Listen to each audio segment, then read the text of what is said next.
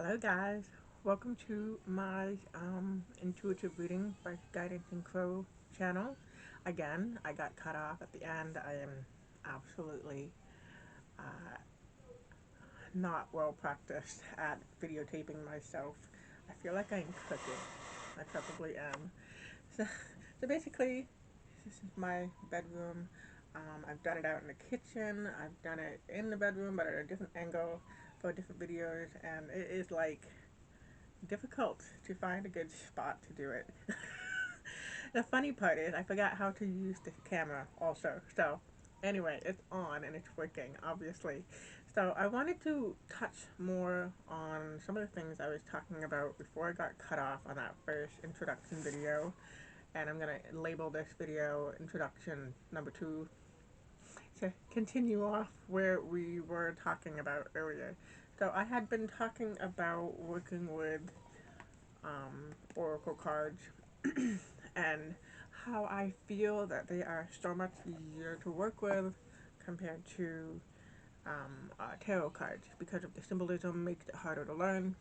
You have more to study, more to memorize, and it's not bad, but it takes a long time to understand. And if you're wanting to start out on reading for yourself, I recommend oracle card because if you look, they have everything written on there and it's very self-explanatory. Then you've got, in all your card decks, you always have that little book that explains everything. So, yes, there is symbolism in oracle cards also, but they're just so much easier to understand, um, simpler to read than um, tarot card decks. The other thing that helped me with learning was working with the pendulum, and I had talked about that a little bit in the first video. And the number one thing for me was for trusting my own intuition, trusting my own heart, basically, is working with the pendulum.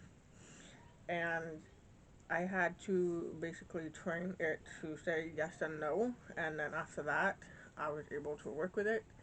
Um, I've worked with regular pendulums that aren't necklaces, and I have to say I prefer the necklaces because it holds your energy. It is connected to you. So when you take it off, you know that it's working in your best interest rather than some random stone that you found in a store or,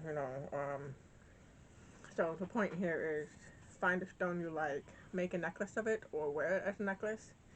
It could be a ring with a stone, it doesn't really matter. It just needs to be weighted. I wouldn't go for anything too heavy because too heavy means your hand is going to get tired. So for me, I like to have it light, but not too heavy, but heavy enough that it will swing. So when I want it to say yes, it goes yes. When I want it to say no, it goes no. See? So basically, you have to sit as still as possible, and you're asking questions in your mind or out loud. You can practice out loud until you get better at doing it inwardly or quietly inside. Um, I always felt stupid talking to myself. um, I've never liked doing it. Like, even when I was learning, I did it a little bit in the beginning, and I felt like an idiot. And it's just the way it is. So, with this is how I learned how to trust my intuition.